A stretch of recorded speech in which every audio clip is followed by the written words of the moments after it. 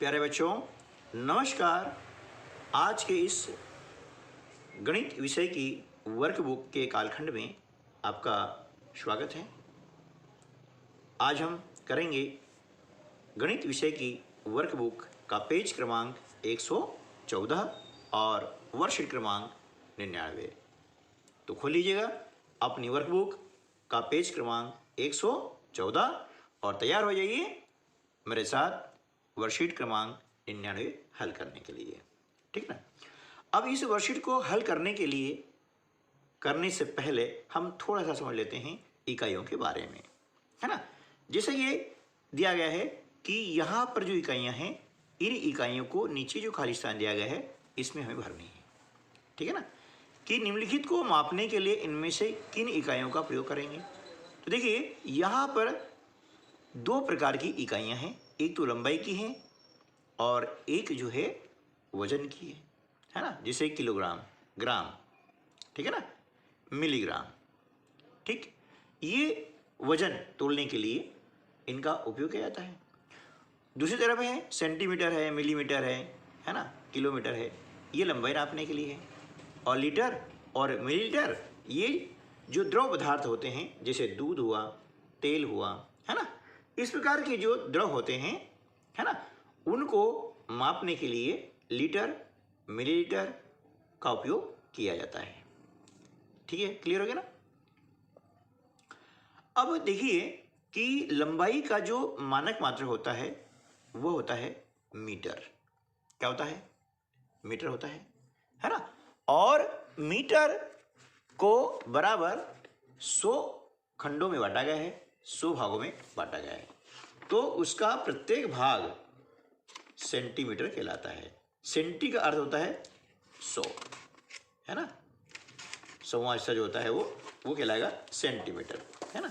थोड़ा इसको हम समझ लेते हैं, उससे क्या होगा आपको आसानी हो जाएगी। जैसे है ना कि 1 मीटर है, 1 मीटर के 100 भाग की है ना। और वह छोटा जो भाग होता है वो कहलाता है सेंटीमीटर। तो क्या हो गया कि 1 मीटर में जो है ना 100 सेंटीमीटर होते हैं। अब सेंटीमीटर को शॉर्ट फॉर्म में संक्षिप्त रूप में इस प्रकार से लिखा जाता है, सेमी करके। ठीक है ना। अब सेंटीमीटर के भी छोटे भाग किए गए हैं 10। अब देखा होगा आपका जो स्केल है उसमें जो सेंटीमीटर है उसको भी छोटे छोटे 10 भागों में बांटा गया है। तो 1 सेंटीमीटर में होते हैं 10 मिलीमीटर। क्या होते हैं? मिलीमीटर। और इसको शॉर्ट फॉर्म में इसे मिमी करके लिखा जाता है। और बोलचाल की भाषा में बोलते हैं mm। आपने सुना होगा कहीं मकान बन रहा है ना, तो वहाँ पर मिस्त्री लोग 6 mm, 10 mm इस प्रकार के शब्दों का उपयोग करते हैं। तो mm मतलब मिलीमीटर हो गया। ठीक है ना। ये अब 1 किलोग्राम। अब 1 किलोग्राम जिसको हम सामान्य बोलचाल भाषा में केवल किलो बोलते हैं, वास्तव में उसका नाम क्या है? 1 किलोग्राम। तो 1 किलोग्राम में होता है 1000 ग्राम, है ना।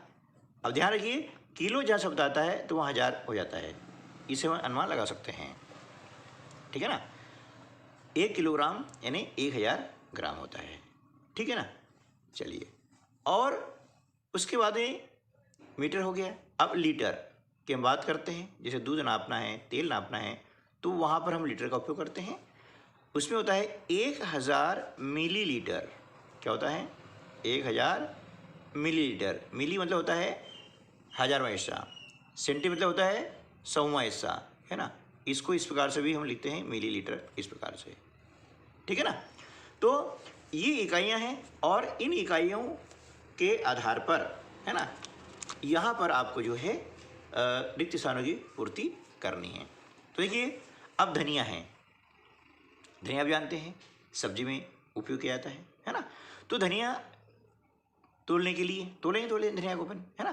तो किसका उपयोग करते हैं? अब देखिए यदि यहाँ पर मात्रा कम है तो हम ग्राम उपयोग कर सकते हैं। जैसे 100 ग्राम तोलना है, 200 ग्राम तोलना है ना। लेकिन आगे हम जो बड़ी मात्रा में तोलते हैं, जैसे कोई बोतलें तोलनी है, तो वहाँ पर इसे हम किलोग्राम से तोल सकते हैं। ठीक है ना। तो इनके लिए हम ग्राम और किलोग्राम दोनों ही इकाइयों का प्रयोग कर सकते हैं। ठीक है ना।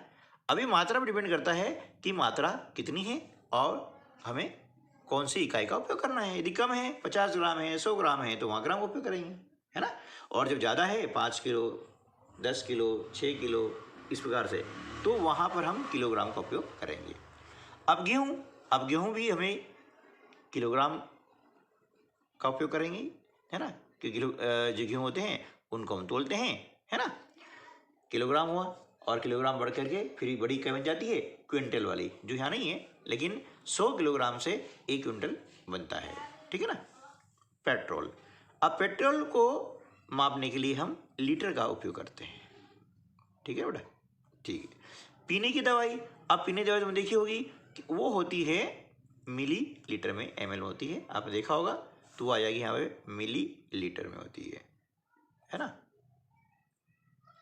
ठीक है। भोपाल से इंदौर की दूरी, है ना, ये होती है किलोमीटर में, क्योंकि 1000 मीटर से बनता है 1 किलोमीटर, है ना। ये किलो का ध्यान रखना है, ये 1000 किलो मतलब 1000, है ना, तो यहाँ पर आ जाएगा किलोमीटर, ठीक।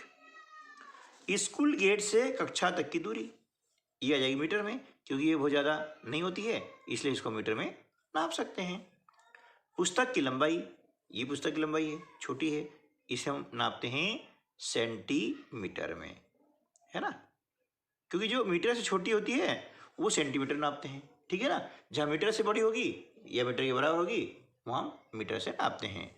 दवाई, अब दवाई गोली जो आती है वो आती है हमारे मिलीग्राम में आती है, किस में आती है, मिलीग्राम, जिसमें आपने नाम सुना mg, है ना, तो mg, इसी को इंग्लिश में बोलते हैं mg मतलब मिलीग्राम, ठीक है ना। देखना, आगे चलते हैं। रिक्त स्थानों की आपको पूर्ति करनी है। 1 किलोमीटर बराबर कितने मीटर, तो 1 किलोमीटर बराबर होता है 1000 मीटर, ठीक बेटा।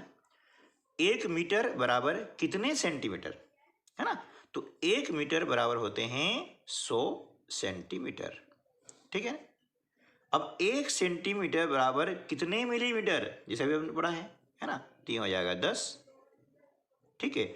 1 किलोग्राम बराबर कितने ग्राम, ये हो जाएगा 1000 ग्राम, और 1 ग्राम बराबर कितने मिलीग्राम, है ना। अब ये ध्यान रखना है, 1 ग्राम बराबर कितने मिलीग्राम, मिली का अर्थ होता है हजारवां, यानी 1 ग्राम में मिलीग्राम कितने हो जाएंगे, 1000 मिलीग्राम हो जाता है ना, कितना हो जाएगा, 1000 मिलीग्राम हो जाएगा। और 1 लीटर में क्या हो जाएगा, 1000 मिलीलीटर, ठीक है। तो इस प्रकार से इन इकाइयों का हम उपयोग करके व्यवहार में इनका उपयोग कर सकते हैं। तो मिलते हैं अगले वीडियो में, तब तक के लिए नमस्कार, जय हिंद।